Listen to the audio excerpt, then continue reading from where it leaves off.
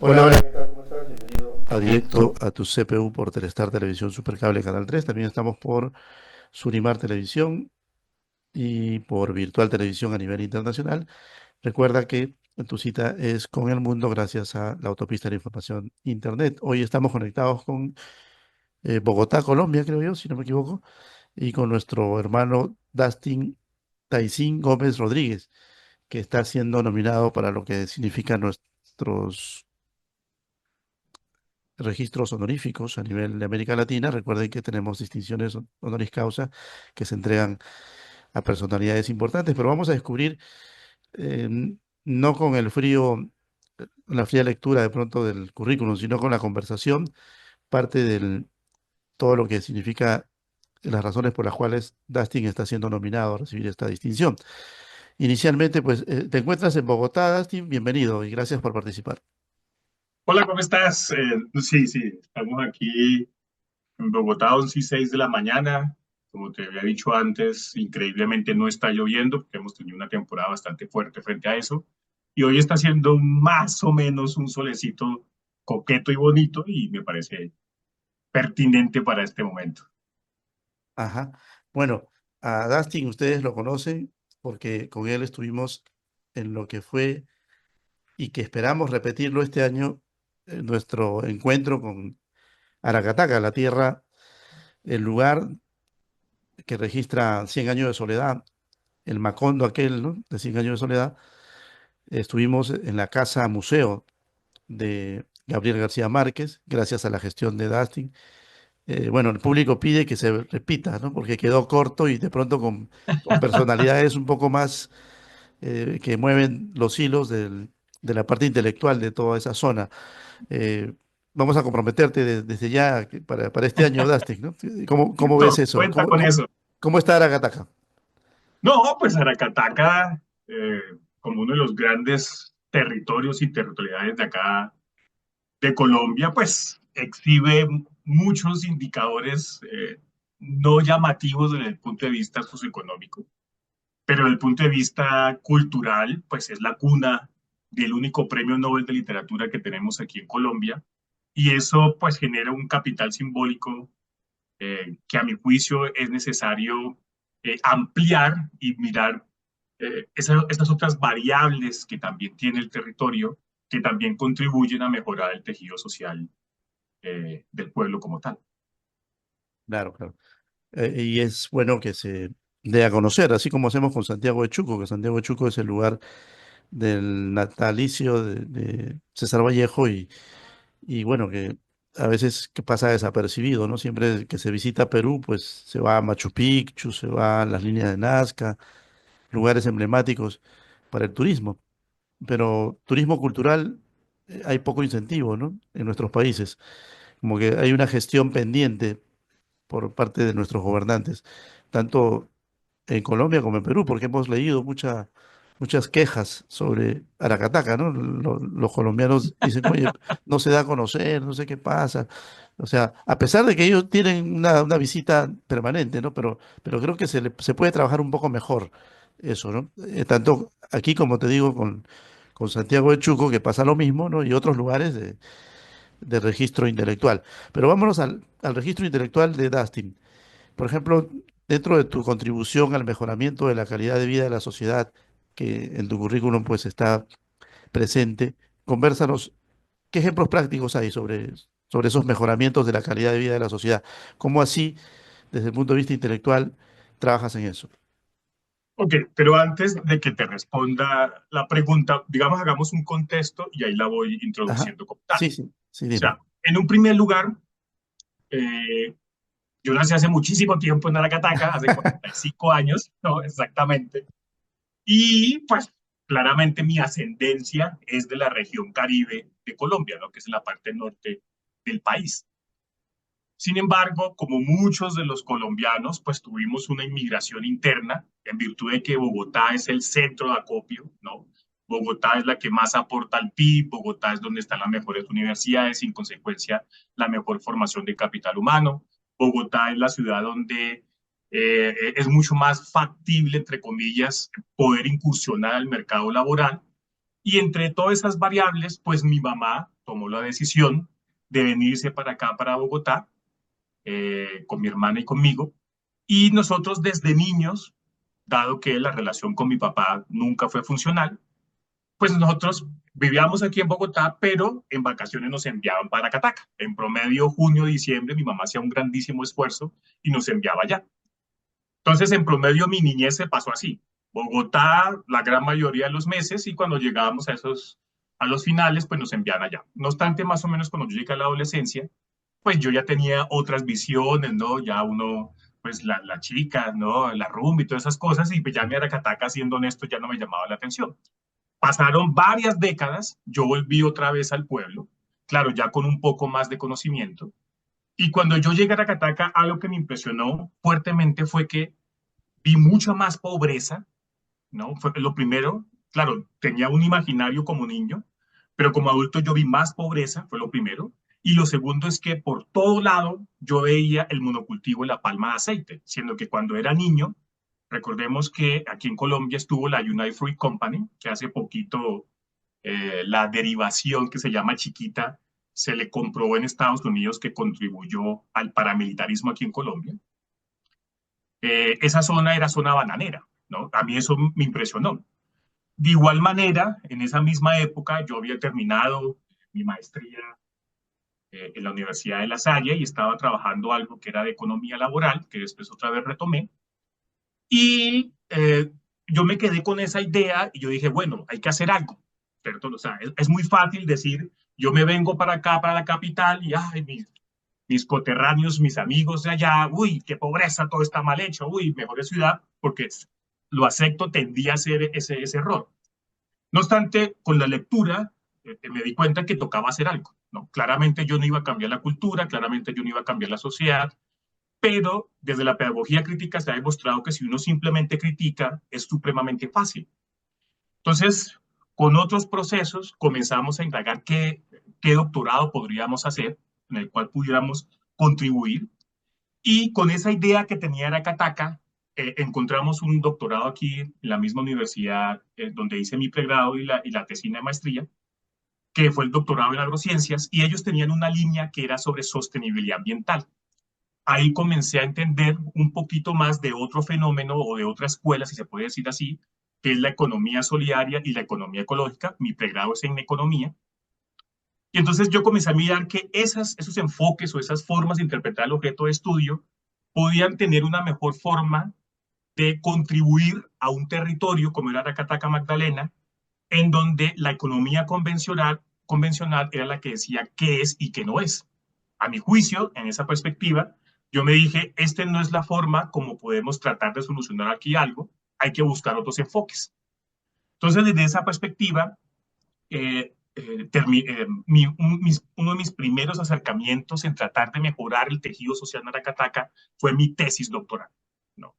Mi tesis doctoral, que se denomina Metabolismo Social de la Agroindustria de la Palma de Aceite, en el territorio de Aracataca, Magdalena, 1965-2018, que va desde la economía ecológica. A mí me interesaba saber cuál era el intercambio de materiales y energía entre un territorio llamado Aracataca y un monocultivo artificial como es la palma de aceite, ¿no? En términos muy, pero muy generales. No obstante, al mismo tiempo que yo hacía esto desde la economía ecológica, en la Universidad Agustiniana nos dieron la oportunidad de que nosotros generáramos también un proceso con Aracataca, pero desde otro enfoque, que es la economía solidaria. Y específicamente de una estrategia que se denomina circuitos cortos de comercialización, que en términos generales es reducir la intermediación entre el oferente y el demandante. O para que lo tengas mucho más claro, yo soy un campesino que tengo una hectárea o algo de tierrita y entonces yo cultivo yuca y entonces yo quiero vender mi yuca, pero tengo que vendérsela a unos determinados centros que me dan unos precios irrisorios de toda la fuerza laboral que yo hago para ese proceso. Entonces, los circuitos cortos lo que buscan es reducir esa intermediación y que ese poder adquisitivo se le vaya al campesino, pero también dimensionando otros procesos. ¿Sí? ¿A qué me refiero con otros procesos? Por ejemplo, a cómo es que él cosecha la yuca, cómo es que su energía la desarrolla en ese proceso y al mismo tiempo mostrar otras cualidades de Aracataca. ¿Por qué? Porque aunque Aracataca es donde nació el premio Nobel en Aracataca se quedó en símbolos. ¿A qué me refiero con símbolos? Tú vas allá y sí, vas a la casa del museo, vas a la casa del telegrafista, miras una estatua, miras, no sé, una imagen, sí, interesante, ves una biblioteca que sus libros son bastante anacrónicos, pero no vamos a discutir sobre eso. Pero en promedio y estadísticamente, si tú miras las variables socioeconómicas de Aracataca, es totalmente deplorable, ¿no? Por ejemplo, te digo, más del 80% de la población de Aracataca se considera con hechos victimizantes, es decir, que el paramilitarismo cuando ingresó allá, pues asesinó y generó un miedo constante. Si tú lo miras, por ejemplo, en los servicios públicos, más o menos entre el 50 y el 60% no tiene alcantarillado en el territorio y cada vez se va más el agua porque la palma de aceite y ahorita que volvió otra vez el monocultivo del guineo, absorbe todo el agua y Aracataca es un territorio bimodal, es decir, no tiene las estaciones, sino que hay unos momentos, unos meses específicos que llueve mucho y se entra el río y hay otros meses en que no llueve. Entonces, en los meses que no llueve, se supone que el agua es para las personas, para los animales humanos, para los animales no humanos, pero uno comienza a identificar que la poca agua que hay en esos meses en que no hay suficiente se va a las grandes haciendas en detrimento de la población. Si a eso le agregamos, por ejemplo, los niveles de educación, los niveles, por ejemplo, de empleo, donde más del 70% de la población política, la población económicamente activa vive en la informalidad, es claro que necesitamos otros procesos. Entonces, en los circuitos cortos de conversación y sobre todo gracias, y lo repito aquí, que es una de las personas que yo más admiro de Aracataca, que se llama Rodolfo Rodríguez Cáceres, un líder social excepcional, y con un talento, a mi juicio, impresionante. Pues comenzamos a hablar, yo le dije, mire, yo tengo este proyecto, claramente no hay muchos recursos porque estoy en la universidad, pero yo quiero hacer algo por el pueblo. Y comenzamos a hablar con Rodolfo, y Rodolfo nos abrió un abanico de personas que comenzamos a generar y a gestionar unos procesos, como por ejemplo generar una asociación con un registro mercantil, como por ejemplo unir a un conglomerado de personas que competían horriblemente cuando llegaba uno que otro turista extranjero, porque ellos al lado de la casa de museo, pues presentaban sus artesanías, presentaban sus, no sé, la ruta macondiana turística, ¿qué te digo yo? Postres, alimentos, pero una competencia entre ellos muy fuerte. Entonces, con esta estrategia y sobre todo con el liderazgo de Rodolfo, pues pudimos generar una asociación en la que más de 120 personas pudimos conglomerarlas donde pudieran competir sanamente, pero al mismo tiempo generar unas pautas para poder esos productos que ellos tienen mostrarlos en otros espacios. Justamente esta semana eh, hay un producto de una unidad económica que pudimos generarle el registro mercantil que se llama fruto trópico. Pudimos que uno de sus productos que se llama guineo paso tuviera el registro sanitario de buenas prácticas, que aquí en Colombia se llama INVIMA, ¿cierto? Es decir, pudimos no solamente pasar de la informalidad, sino tratar de que con estas personas formalicemos esos micronegocios, porque así es mucho más factible buscar otros mercados en los cuales hay un poco más de ingreso y se pueden mostrar otras características de la sociedad cataquera, que es el gentilicio de las personas que nacen en Aracataca. Entonces, uno de los grandes logros, a mi juicio, y vuelvo y repito, gracias a Rodolfo Rodríguez, fue que hemos podido unir personas en una asociación. Dos, que hemos poder formalizar cada uno de esos procesos bajo las dinámicas que exige la Cámara de Comercio aquí en Colombia y al mismo tiempo utilizar nuestra transferencia de conocimiento desde el punto de vista académico en publicaciones que no solamente se reduzcan a hablar de Gabriel García Márquez, que es un ícono importante, sino también a mostrar los factores endógenos que tiene el territorio y que puede ofrecer para mejorar el desarrollo, que es bastante precario, ¿no? Claramente Aracataca no es uno de los pocos pueblos de la costa caribe colombiana que es así. La gran mayoría de los pueblos de la costa caribe colombiana reflejan unos índices socioeconómicos supremamente lamentables.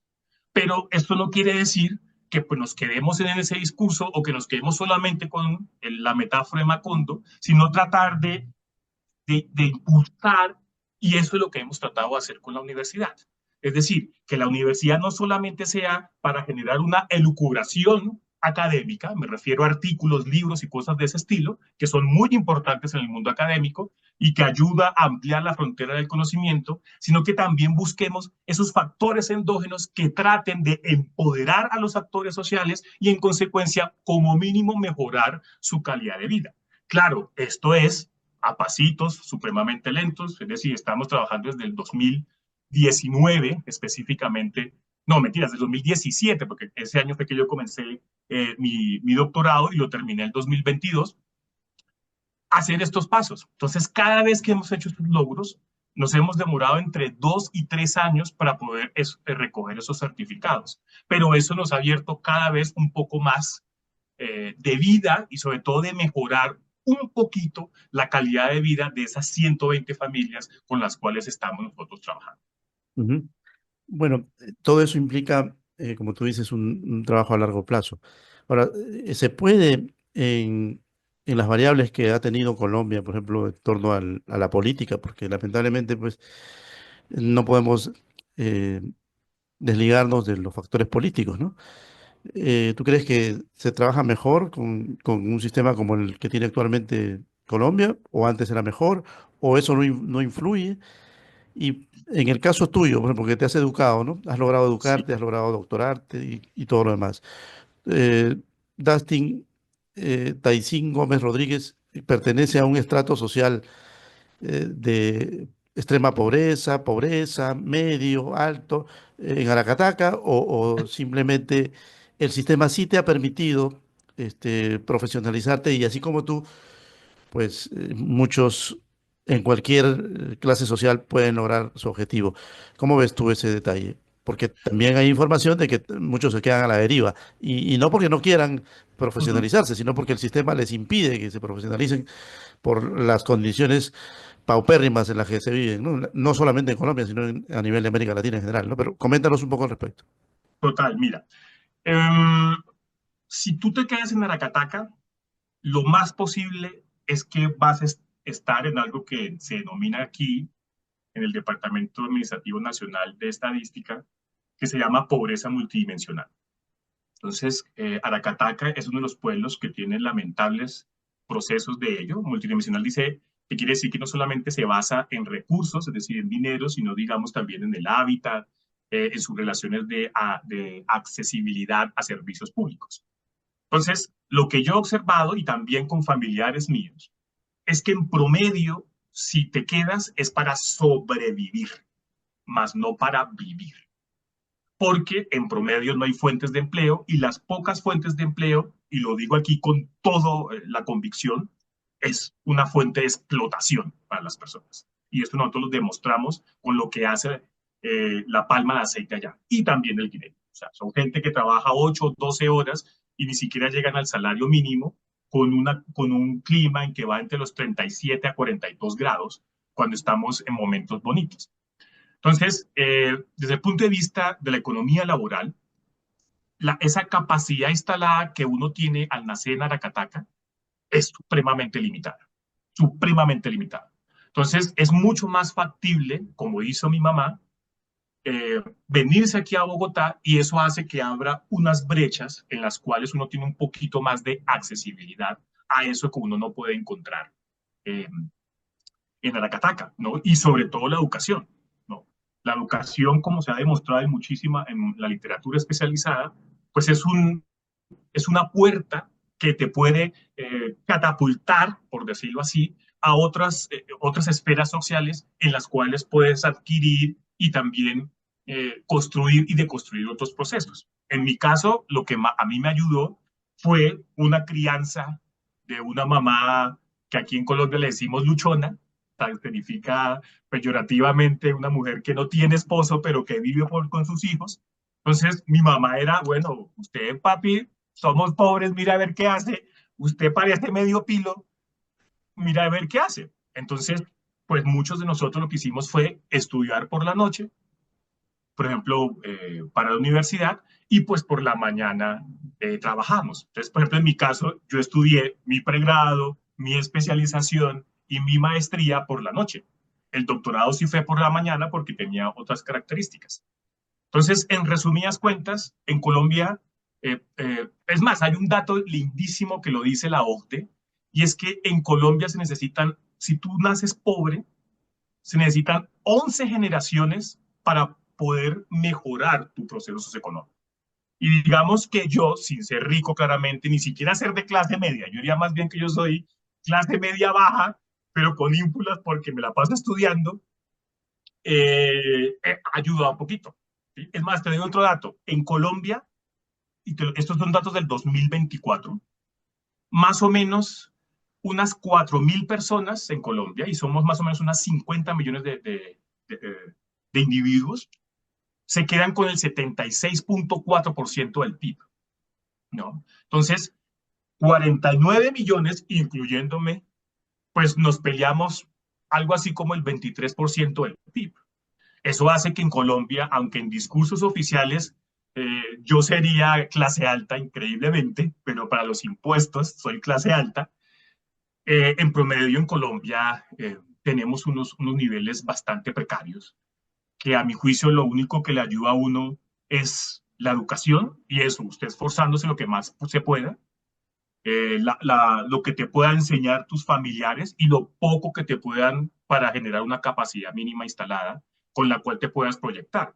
Porque así me imagino que como en Perú, pues aquí también sirven el discurso de los apellidos, ¿no? Es mucho, yo que soy Gómez Rodríguez, son de los apellidos más populares que hay aquí en Colombia, y eso quiere decir que yo no genero ni, no tengo ninguna acumulación de capital, pero tú en determinadas universidades, si eres egresado, determinados colegios, si tienes determinados apellidos, pues eso te abre unos espacios que, por ejemplo, gente como yo jamás va a tener, a pesar de que podamos estudiar y demás. Digamos que lo que personajes como yo lo que hacen es tratar de tomar algunas cositas, ¿cierto?, que pueden ayudar a determinados ingresos en el tejido social, pero claramente hay unas diferencias y unas brechas que cada vez son más amplias, ¿no? Increíblemente, en vez de mejorar, es decir, que haya más personas que tengan mayor accesibilidad, lo que uno ve en Colombia y que también se ve a nivel mundial, es que hay una minoría selecta que tiene la gran mayoría de los recursos y una masa que de diferentes clases de pobreza, pues uno trata de sobrevivir. Pero repito, claro, eso suena un poco lamentero, pero las cosas como son. ¿Sí? Claro, Y ahora, vuelvo, repito, la importancia de la educación.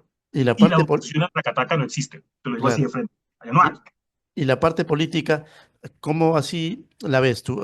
¿Influye o no influye? Por ejemplo, se dice que en algunos sectores de Latinoamérica, pues cuando llegan estos grupos políticos adversos, Mm. el nuevo grupo se convierte en los nuevos ricos, ¿no?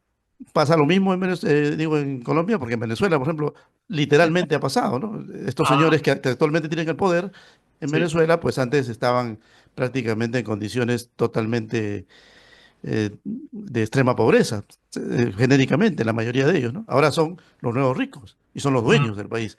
¿Pasa lo claro. mismo en Colombia, no? No, no necesariamente. No, en Colombia es, nosotros, si miramos nuestra historia política, la ideología a la derecha, yo diría que el 95% es la que ha dominado, ¿cierto? Y la que ha impregnado, dependiendo de qué clase de derecha sea, porque hemos pasado de ultraderecha a derecha. Cuando estábamos en la ultraderecha, por ejemplo, 2002 al 2010, tuvimos el nefasto proceso de la seguridad democrática, que fue una política del expresidente Uribe, supuestamente para eh, armonizar la propiedad privada y la reducción de lo que él denominó terroristas, pero el gobierno colombiano se dio el lujo de asesinar a 6.402 personas colombianos simplemente por ser pobres y los nombraron falsos positivos. ¿A qué me refiero con ese adjetivo horrible? Fue que la política de seguridad decía que tocaba eliminar los elementos por fuera de la ley, que era la guerrilla de izquierda, y entonces en su afán de que los militares tuvieran ese reconocimiento, el Estado les daba unos incentivos. ¿Qué eran esos incentivos? Si usted asesinaba a una persona, le daba, voy a inventar, 1 millón de pesos. Si usted eliminaba, no sé, granadas, entonces le daban 5 días de permiso. Entonces, lo que uno ve en Colombia, haciendo un grosso modo, es unos cambios de entre la derecha y la ultraderecha, en la cual esas minorías electas cada vez acumulan más, ¿no? Pues porque son los dueños de los factores productivos, me refiero a la tierra, me refiero a las empresas, las pocas que son colombianas, que es una minoría, ¿cierto? Y en este momento estamos en una especie de gobierno medio centroizquierda, que diría yo, que el cual pues ha tenido unos frenos muy fuertes de todo este discurso. Y la prueba es que se están tratando de hacer una reforma agraria, una reforma a la salud, una reforma laboral, y ha sido un compendio bastante fuerte porque estos grupos de intereses pues no están a favor de ese proceso. ¿Sí? Entonces yo diría que aquí nosotros sobrevivimos. ¿Sí? No obstante, somos todos folclóricos en el sentido en que nos acostumbramos a la pobreza y también pues nos han inventado unos discursos que usted ve en las personas, al discurso de somos el país con las mujeres más bonitas, o como dicen en Latinoamérica, el segundo himno más hermoso es el de Colombia y el primero es la Marsellesa de Francia, somos el primer exportador de café, lo cual no es así, tenemos las mejores mujeres, tenemos la mejor selección y cosas de ese estilo, ¿no? Entonces, en términos, y grosso modo para terminar, desde el punto de vista de historia política, uno lo que ve es que se ha permeado el discurso de la ultraderecha y la derecha, la cual ha sintonizado que hay una minoría, como te lo acabé de decir, por mucho 4.000 familias, que acumulan y mantienen un poder, que son los que ponen los políticos, claramente, que como decía, digo que sea es un ejemplo feo, pero digamos me sirve Stalin, que Stalin decía que una cosa es el que vota y otra cosa es el que cuenta, ¿no? Y aunque en Colombia podemos decir que tenemos una tradición democrática, en el sentido en que solamente en la época de los 50 tuvimos una dictadura militar, nosotros votamos, pero no somos los que, pues nosotros elegimos quién, quién, quién queda como poder ejecutivo, pero nosotros no elegimos quién gobierna. Y uno se da cuenta por esos intereses socioeconómicos. Entonces uno veía, por ejemplo, en el año 2002 al 2010, cómo el sector de la ganadería, agricultura, que eran los que estaban más aplastados por estos elementos nocivos que eran la guerrilla, pues eran los que más tenían boom en ese proceso. Pero si usted ve, por ejemplo, del 2010 al 2020, más o menos, no, 2010 al 2018, con el gobierno de Santos I y Santos II, que él era más de la derecha, no de la ultraderecha, pues ahí uno veía más cómo algunos, la industria, entre comillas, porque la industria colombiana cada vez va más para abajo, era la que tenía el poder de decisión y la política y las leyes iban en concordancia con ese proceso. Ahora lo que vemos es una desestructuración de ese modus operandi, ¿no? De ese status quo, pero claramente hay unos intereses muy fuertes que hacen que se den esos contrastes, que a mi juicio es una oportunidad de ver otra cara de Colombia en la cual no solamente se reduzca al asesinato de personas, a, a la cocaína como base. A mí algo que me parece muy curioso cuando uno va por fuera del país es que Colombia se asocia con Pablo Emilio Escobar Gaviria y la cocaína. Y pues no niego que eso es una economía aquí. Eso es un hecho aquí. Es más, aquí hay ciudades, aquí hay pueblos que solo viven de la coca. ¿Mm? Pero no solamente tenemos eso. O sea, somos el tercer país con mayor biodiversidad. Eso quiere decir que hay una cantidad de capital natural que podíamos explotar, ¿cierto? Pero eso es un proceso. ¿Sí?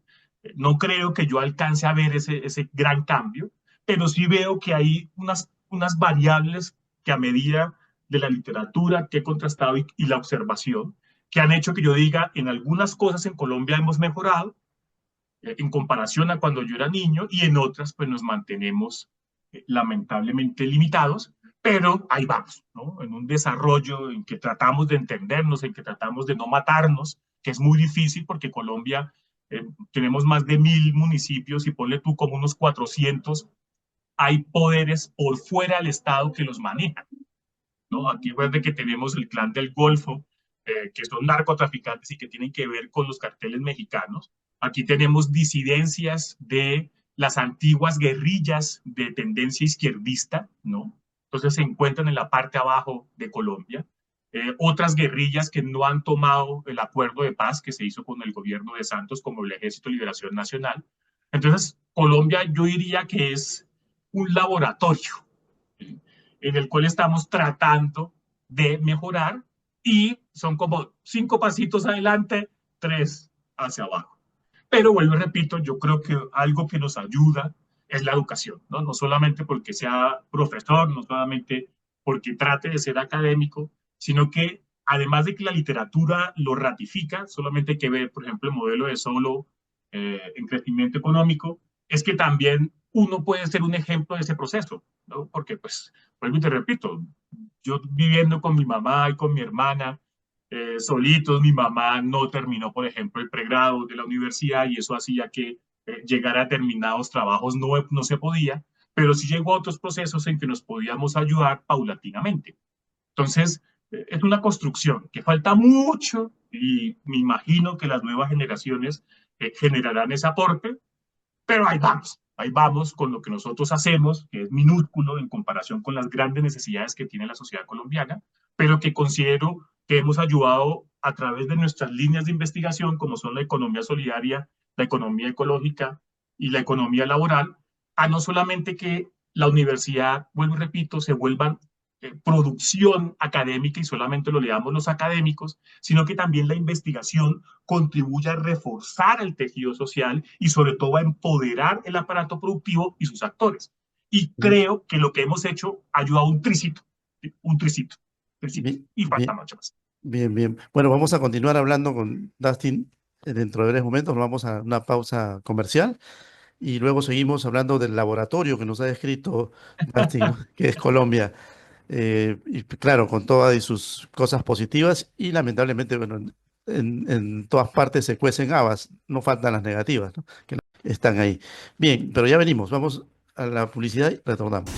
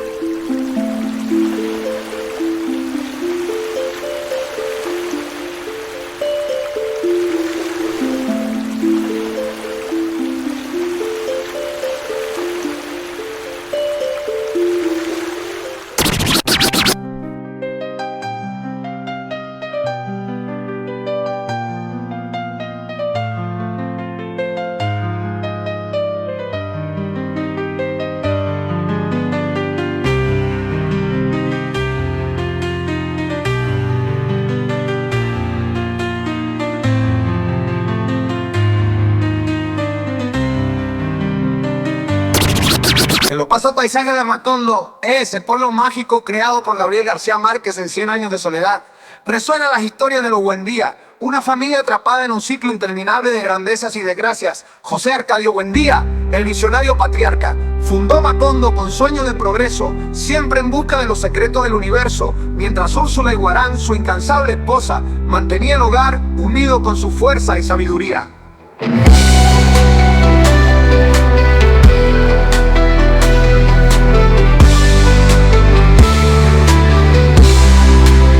Estos personajes, junto con una pléyade de descendientes, nos muestran que Macondo no es solo un lugar, sino un espejo de la humanidad. Sus alegrías y tragedias, esperanzas y desesperanzas, tejen una saga que trasciende el tiempo y el espacio, invitándonos a reflexionar sobre nuestras propias existencias y la inexorable rueda del destino. Así, los Macondos de García Márquez nos llevan en un viaje por los senderos del extraordinario, recordándonos que en la vasta narrativa soledad. Habitantes de Macondo, bienvenidos a Macondos del siglo XXI.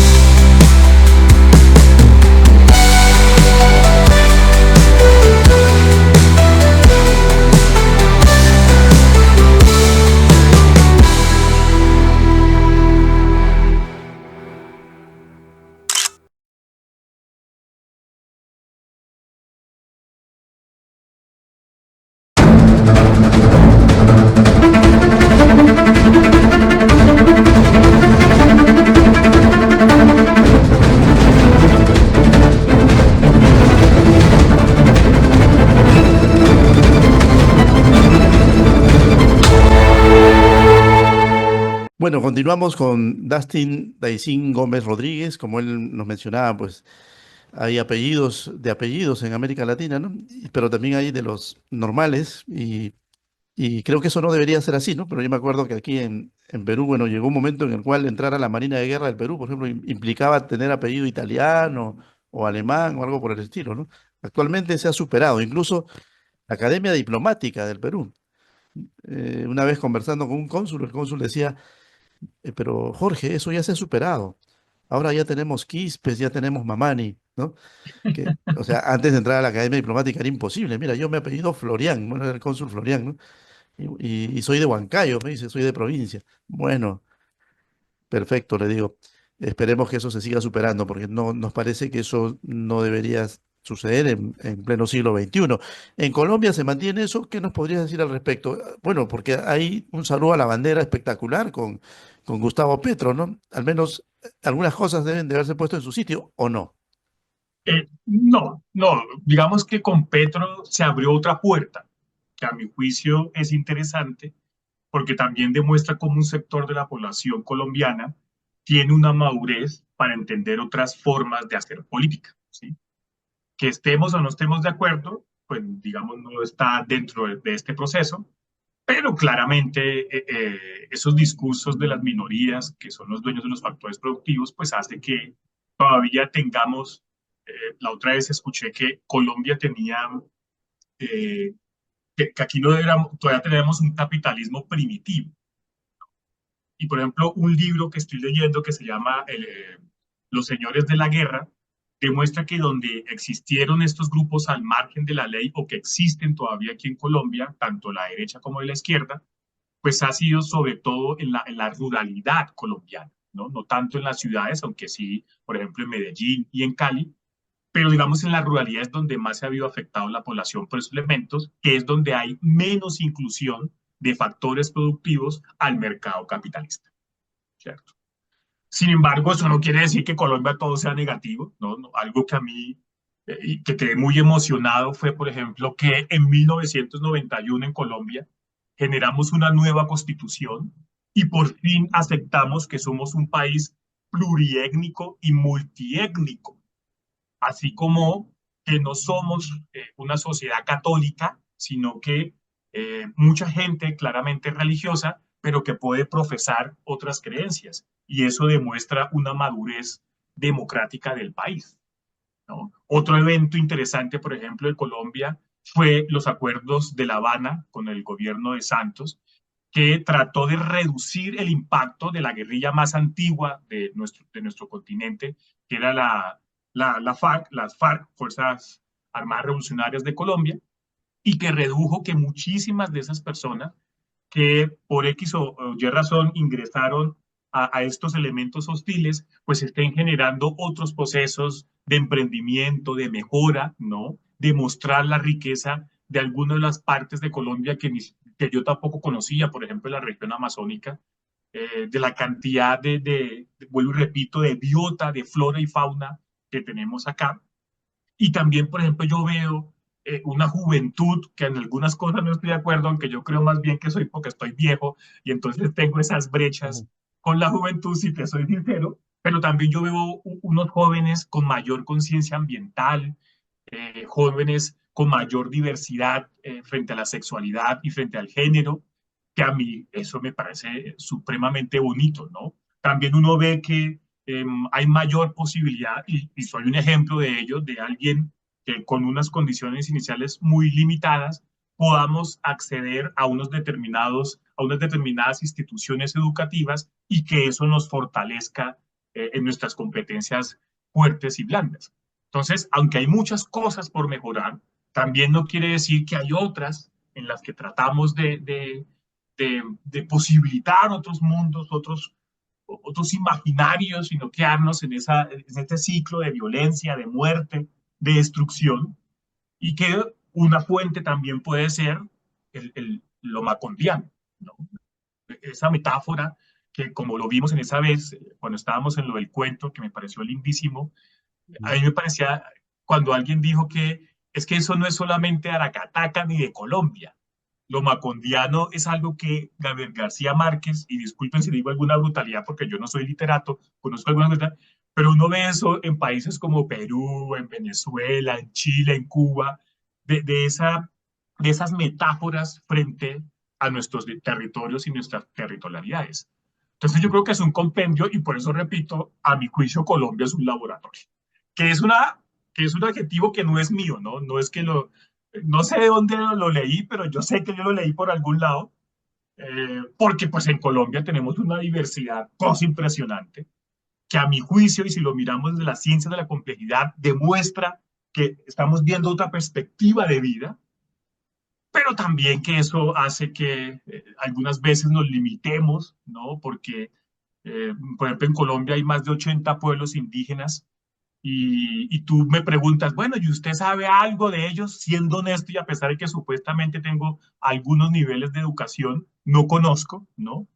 Aquí, por ejemplo, hay afrodescendientes, hay raizales, hay palenqueras y es muy poco en promedio lo que uno conoce de ese proceso. Aunque hemos tratado y hay varios estudios y hay instituciones, pero se queda sobre todo es ahí, en ese espacio de disertación entre iguales, no tanto que se vea en la sociedad. Ujú. Pero ahí vamos, y Claro. ahí estamos para meter la ficha. Dentro de tu background, tú has liderado iniciativas de cambio social, ¿no?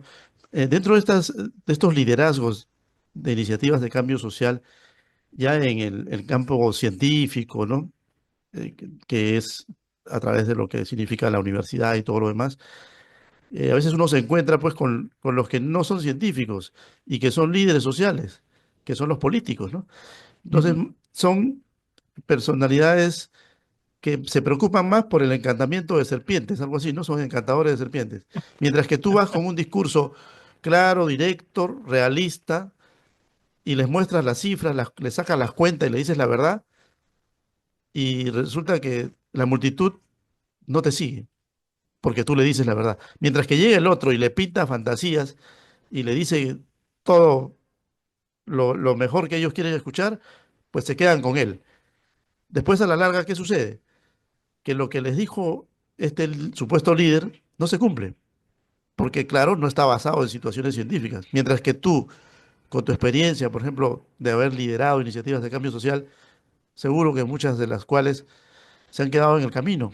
Precisamente ¿por qué? Porque ha faltado esa parte, ¿no? Ahora, ¿cómo combinar ambas situaciones? ¿Cómo decirle al político que, oye, que no engañe, ¿no? ¿Cómo lograr esos objetivos para salir de esos macondos, ¿no? En los cuales damos una vuelta y no pisamos tierra, ¿no? Y claro, el único que pisa tierra es el líder, ¿no? Él sí, en su conquista de llegar al poder, pues se echa aire, ¿no? Se ventila feliz en su palacio, mientras el pueblo pobre sigue descalzo, esperando que el gobierno le llegue. ¿Qué podrías opinar al respecto, Dustin?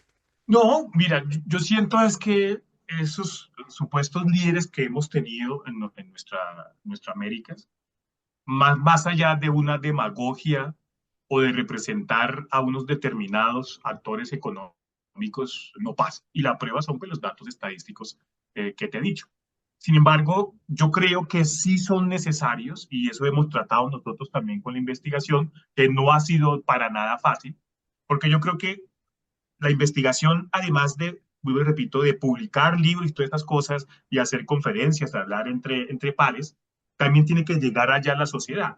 Entonces yo creo que nuestros proyectos de investigación eh, cada vez hemos podido llegar a que seamos varios actores los que estemos en ese proceso. ¿A qué me refiero con ello? No solamente la universidad como tal, sino también que haya el poder ejecutivo con esos políticos que tú dices, que también esté el aparato productivo y sobre todo la sociedad. Entonces, yo creo que cuando podemos unirnos cada uno de estos, no por separados, hay una mayor posibilidad de impacto en el tejido social. Pero en Colombia no es tan fácil. Hemos tratado, y también gente que conozco, muchísimo más versada que uno y que ha hecho muchas más cosas y con mejores recursos. Pero digamos, toca jugar mucho el capital social y el capital relacional, ¿no? Porque si no, con eso es muy complicado. Te pongo un ejemplo.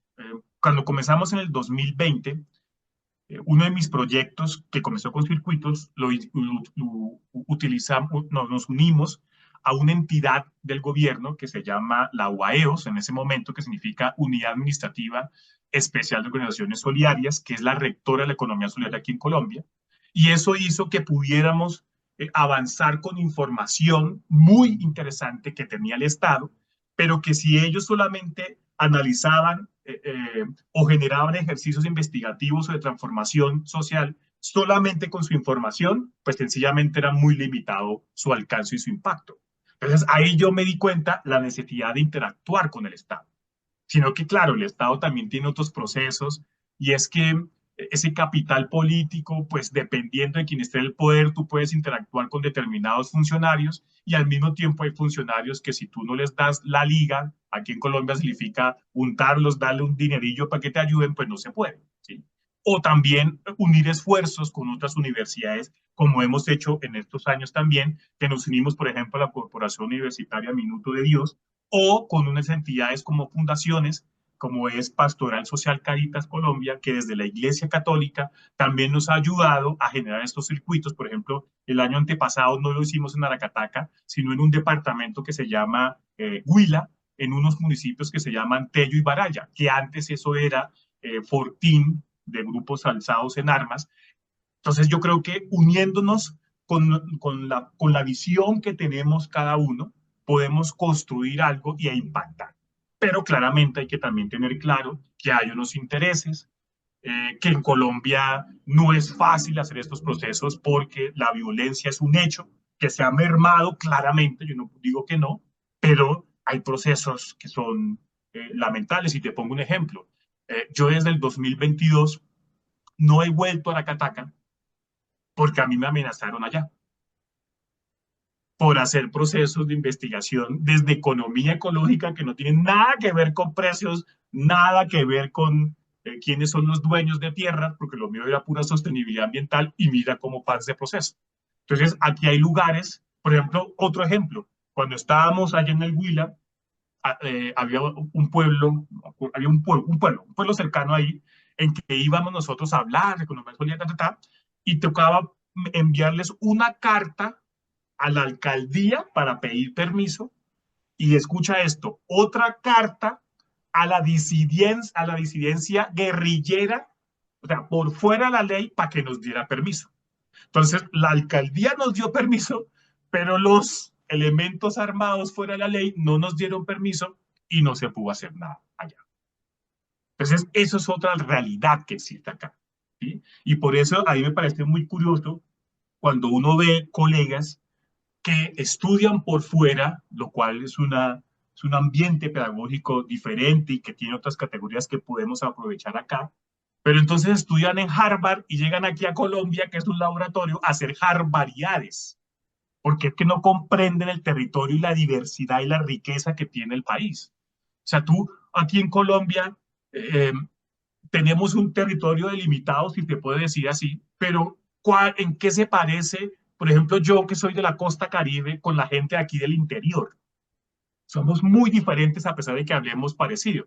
O, por ejemplo, a nuestro lado, hacia el lado del Océano Pacífico, que es donde está la mayor población de afrodescendientes y con unos niveles paupérrimos socioeconómicos de vida, es otro mundo. Y si tú ves aquí abajo, que está la región de la Amazonía, donde se encuentra la gran cantidad de grupos indígenas y una gran conservación eh, de la biota, pero también están estos grupos ilegales donde Colombia ya exhibe unos niveles de deforestación increíbles, ¿no? Que contribuyen a que se mantenga la guerra a través de la minería ilegal, ¿no? De la extracción de oro y destrucción del ecosistema, a través de la destrucción de lo forestal para poder cosechar coca y marihuana, ¿cierto? Con todo lo que eso genera. No me estoy refiriendo desde el punto de vista ni psicológico ni médico, me estoy refiriendo desde el punto de vista ambiental, el daño que hace. Tú ves, ya uno puede ver desde el punto de vista satelital cómo destruyen un pedazo de un ecosistema riquísimo y se ve un hueco ahí donde hay un cultivo de coca, ¿cierto?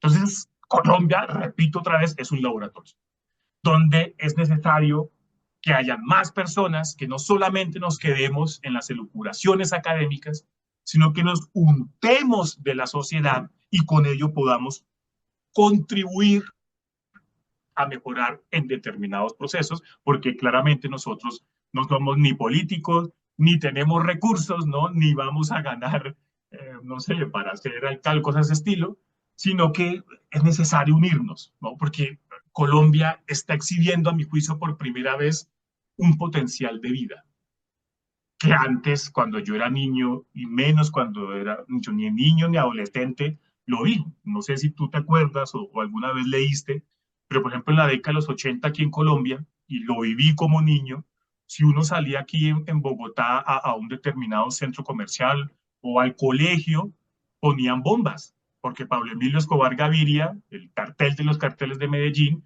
tenía una guerra contra el Estado, pero era una guerra contra la población civil. Entonces nosotros de niños aquí en Bogotá estábamos asustados porque no podíamos ver un carro medio destartalado porque esto era una bomba. ¿Por qué teníamos que vivir eso? Y en la adolescencia lo que vimos fue cómo los paramilitares llegaban a las poblaciones, asesinaban, masacraban gente, ¿cierto? Y o la guerrilla se tomaba a los pueblos, eso lo viví yo en la adolescencia y la juventud, y ahora, digamos, aunque eso persiste muy esporádicamente, por ejemplo, lo que está pasando en el Catatumbo, pero hay una gran comparación en que está reducido esta violencia tan garrafal que teníamos de esa época. Pero hay otras cosas que también hay que mejorar. Ujú. Bien, bueno, en una oportunidad conversando con gente de la Embajada de Colombia en Caracas, ¿no? Descubrí que uno de los diplomáticos o de los funcionarios ahí, creo que era el encargado de negocios o algo por el estilo, había sido un ex guerrillero del M-19, ¿no? Sí, señor. Ya estamos hablando, esto más o menos hará unos 25 años atrás. Ya tenían poder los ex guerrilleros, ¿no? Y leyendo la noticia última, pues el nuevo ministro de Defensa de Colombia es un ex guerrillero del M-19. Ahora, quizás lo que nos relatas tú, ese contrapunteo que existe en algunos lugares donde tienes que pedir permiso no solamente a la autoridad legal, sino a la autoridad ilegal para realizar determinada actividad en algunos lugares de Colombia. Quizás eso hace de que los gobiernos pues tengan que nombrar este tipo de personajes, ¿no? Ligados a movimientos guerrilleros, porque como conocen el tema, pues están más cercanos a cómo poder de pronto llegar a un acuerdo, paliar la circunstancia atroz que pueda presentarse en algún lugar de Colombia. ¿Tú crees que esa es la razón principal por la cual nombran frecuentemente a personajes, entre comillas, emblemáticos, por ejemplo, del M-19? Pues digamos, acuérdate que el presidente que tenemos en este momento, él fue guerrillero de esa guerrilla que se llamaba M-19.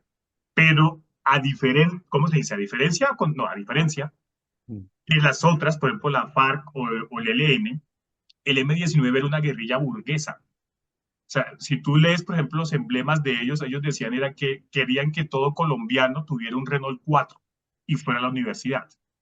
Entonces, ellos son otra clase de guerrilla. ¿Eh? De Sin allí que sean, embargo, de allí que los nombren diplomáticos, ¿no? De allí sí, que los no, nombren. sí, claro.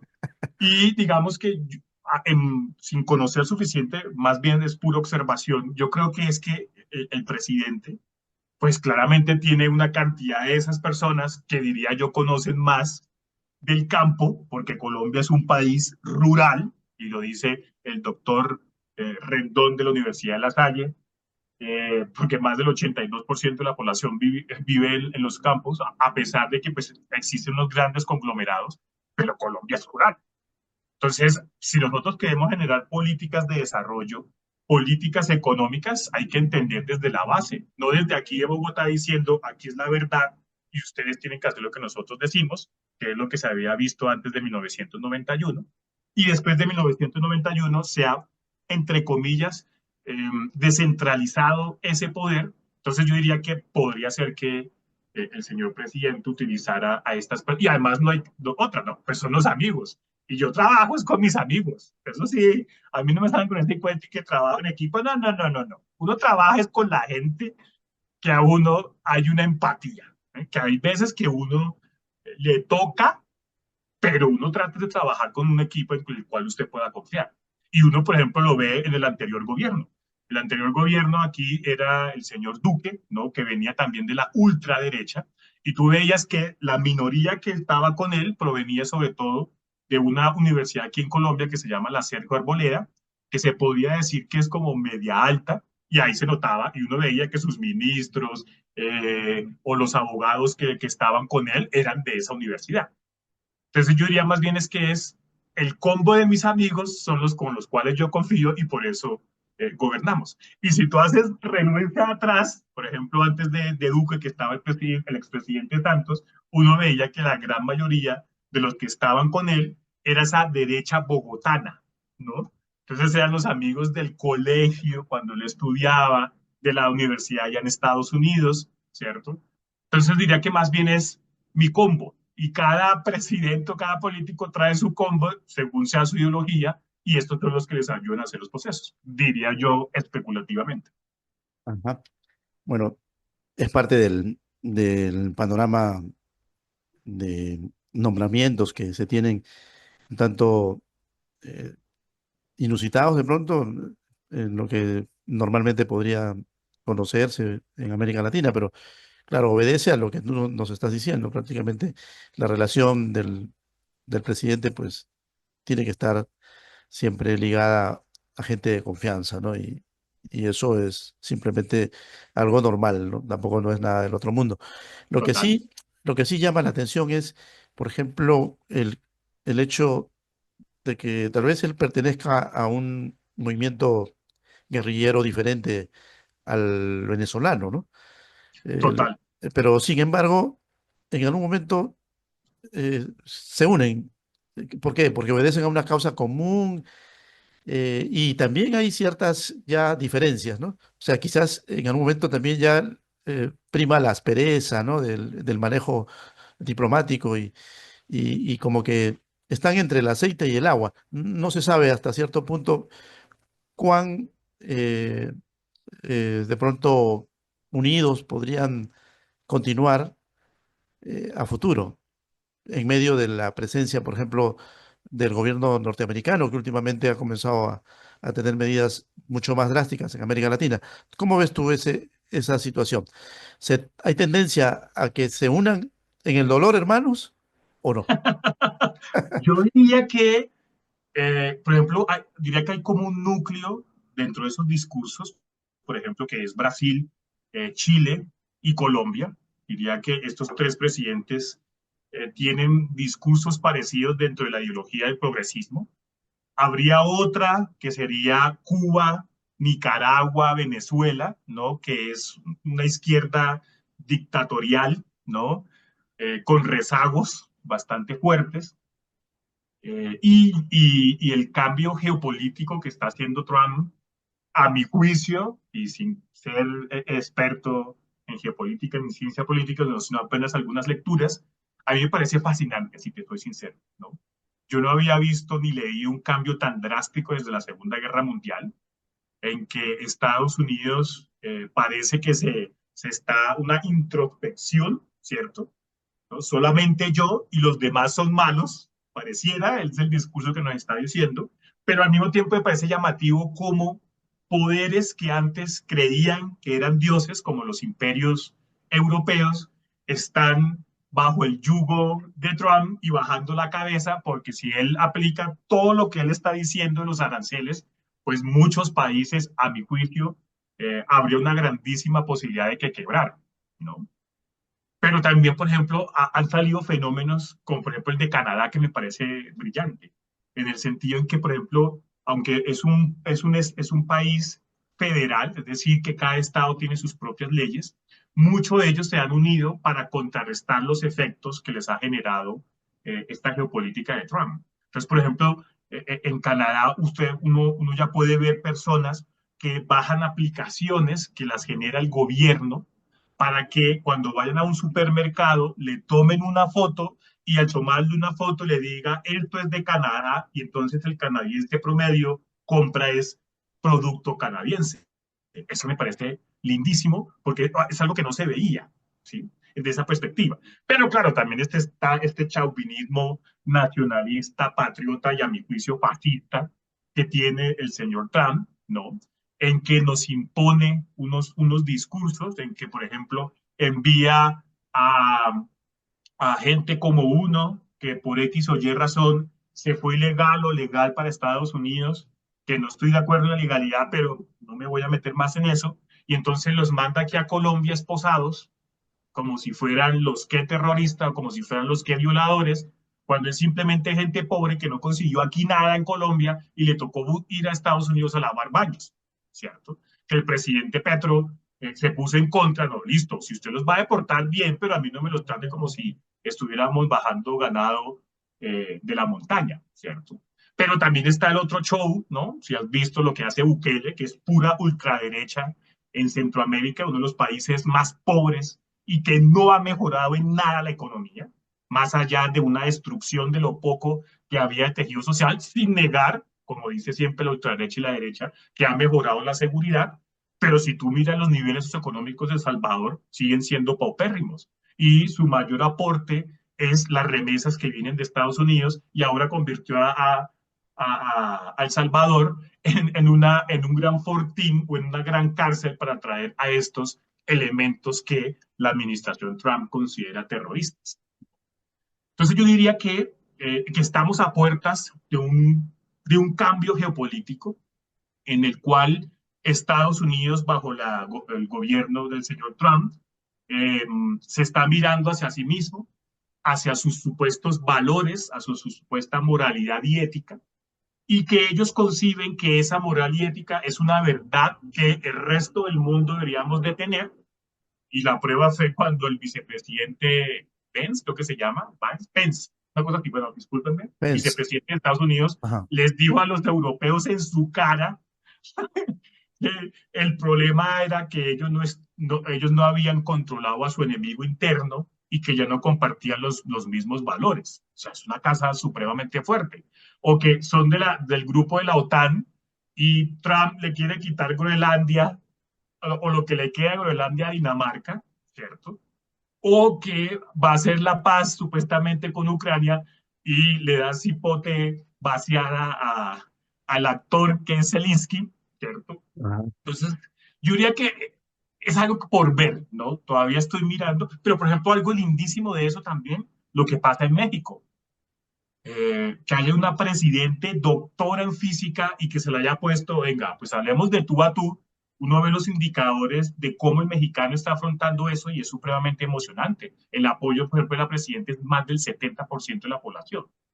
Entonces yo creo que es que se está abriendo una nueva puerta que no sabemos exactamente en qué va a terminar, pero que sí yo creo, como dice el grandioso Darwin, que es necesario que nos adaptemos, porque no es el más fuerte ni el más inteligente el que sobrevive. Y hay que mirar y también cómo nosotros vamos a reaccionar, porque es que hemos sido por muchas décadas el patio trasero de Estados Unidos. Y a través de sus formas de destrucción, es decir, a través de las guerras o las intervenciones que ha hecho en América Latina, ya sea blando o fuerte, ¿no? Blando con USAID, que ya la descongeló también Trump, o fuerte a través, por ejemplo, de la invasión en Panamá, la invasión, la cantidad de bases militares que se encuentran en América Latina, pues eso hace que yo crea que, y vuelvo y lo repito, hay un abanico de oportunidades, ¿no? Claro. Y la lectura hasta ahora son 2 meses. Imagínate, faltan, ¿cuántos años son en Estados Unidos? Creo que son 5 o 6, no me acuerdo, 4. Cuatro, cuatro. Ujú, ujú. ¿Cuatro? Pero Sí. imagínate, si eso ha hecho en 2, 3 meses, es posible que la cosa aún cambie más. O se quede en demagogia, también puede ser. Porque recuerden que el anterior gobierno de Trump dijo que iba a construir todo el muro y no llegó ni siquiera al 20% del muro contra México. Ujú. Entonces tocaría, yo diría que observar y mirar cómo nos adaptamos. Claro, claro. Bueno, la hegemonía de todas maneras existe, entonces hay que tener precauciones al respecto porque el efecto tequila no es un cuento, es verdad, ¿no? Lo que sucede en un país poco a poco va como una epidemia propagándose a nivel de América Latina o del mundo.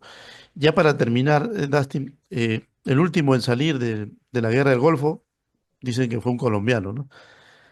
Actualmente, ¿cómo anda la salida? ¿Hay todavía la égida de irse al extranjero? ¿O tú crees que ya la gente dice, no, me quedo con Petro, viva Petro? ¿Qué es lo que nos puede decir ya algo cortito? No, yo diría que es que como al ser tan pluriversos, hay sectores que todavía conciben que tienden a ser de las capas más bajas, en que no pueden incluirse al mercado laboral colombiano y ven como eso como una posibilidad. Sin embargo, pues con estas restricciones que está haciendo Trump, pues tocaría leer un poquito más, diría que eso tuvo que haberse reducido. Sin embargo, sale otro proceso que a mi juicio no es llamativo, y es que ahora Colombia está exportando mercenarios. Entonces uno ya ve soldados colombianos muriendo en Ucrania, imagínate, o soldados colombianos, bueno, ex soldados colombianos, para ser más específicos, que se van a Haití y asesinan al presidente, ¿no? Entonces yo diría que estamos como en una, ¿no? Como yo creo que depende del sector. O trato aquí o mejor me voy. Otros como, ah, no, Petro es un guerrillero y esto está peor y entonces tenemos que quedarnos porque hay que bajarlo. Bueno, también está ese discurso. En este momento Colombia está no radical, pero sí fuertemente polarizada. Y más porque ya, a pesar de que el próximo año comenzaríamos ya elecciones, 2026, ya las elecciones comenzaron ahora. Ya, Ajá. en este ¿Y, momento ya comenzaron. y tú ¿Mm? dirías que Petro tiene tendencia a, a venezolarizarse, o sea, a quedarse en el poder o se quiere ir? No, no lo creo. Yo creo que a mi juicio estaría buscando, así como hizo Obrador en México, con la alcaldesa de México, que después se volvió presidente Sheinbaum, yo diría que Petro está por esa instancia. Y más porque muchas veces el presidente, cuando no era presidente, decía que él estaba en contra de la reelección. ¿Y Que eso pasó. quién sería su chimbao Uy, de Petro? eso sí, no, ahí sí está difícil. Sí te soy Pero sincero. lánzanos unos nombres por ahí por si acaso, ¿no? Pues hay una, por ejemplo, que es la senadora Pizarro, que es la hija del máximo comandante que tuvo el M-19, que fue asesinado en la década de los 90. Ella es una. Hay otro que es el exgobernador de un departamento aquí en Colombia, de Nariño, que también tiene unas posibilidades. Hay otro que es un director de una institución, que es el DNP, el Departamento Nacional de Planación, que también está ahí, pero digamos así que yo diga específicamente así como Obrador y Sheinbaum, no, no me atrevería a decir hoy, no me atrevería. Claro está que esto es, falta también lectura, lo mía, ¿no? No soy versado en ese tema, sino que he leído algunas cositas, sobre todo lo que me interesa a mí desde la perspectiva de la reforma agraria, que sí, a mi juicio, es una de las grandes banderas que tiene este gobierno y que considero que son necesarias. Pero Ajá. yo creo que eso todavía está difuminado. No me atrevería a decir que esta va a seguir como hizo Obrador. Hasta ahora no lo he visto. Ajá. Ahora, Pero ya estamos en elecciones. en el caso de México, pues los mexicanos dejaron el machismo y eligieron una mujer.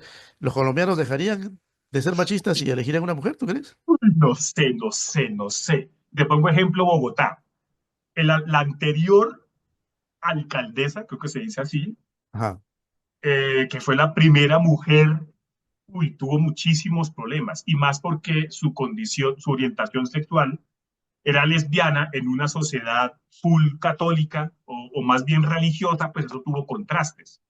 Pero a mí me parecería genial una mujer. Por ejemplo, tenemos una vicepresidente mujer, que eso nunca había existido aquí en Colombia, y además negra, que aquí en Colombia nos creemos blancos. Aquí eso es muy curioso, aquí todavía uno encuentra personas diciendo este negro asqueroso. Y uno dice, y papi, ¿y usted dónde salió? O sea, aquí somos multiétnicos. Nosotros parecemos de, que nosotros somos una mezcolanza. O sea, ¿de dónde salió su apellido? Mírese su nariz. Usted no es ario, pero aquí uno encuentra eso. O, por ejemplo, hay gente que dice indio patirrajado. Y uno dice, ¿y es que acaso, primero decir indio demuestra que es ignorancia, ¿no? Porque acuérdense que Cristóbal Colón nunca se dio cuenta que era un continente y esto era la India y le puso indio, sería un aborigen. Y en segundo, nosotros también estamos mezclados con indígenas, con la población negra y también con el mestizaje de blanco. Así que esos discursos étnicos son simplistas, pero todavía eso existe en Colombia. No tan fuerte, porque eso ayudó muchísimo en 1991 con la Constitución, que por fin yo fui reconocido como negro. Chécate esa. Yo antes del 91 no existía en Colombia. Ahí te doy este dato. En el 91 fuimos reconocidos los negros, los indígenas, ¿no? Y que somos un país laico, en el sentido en que usted puede creer lo que usted quiere y no solamente católico. Pues desde 1991.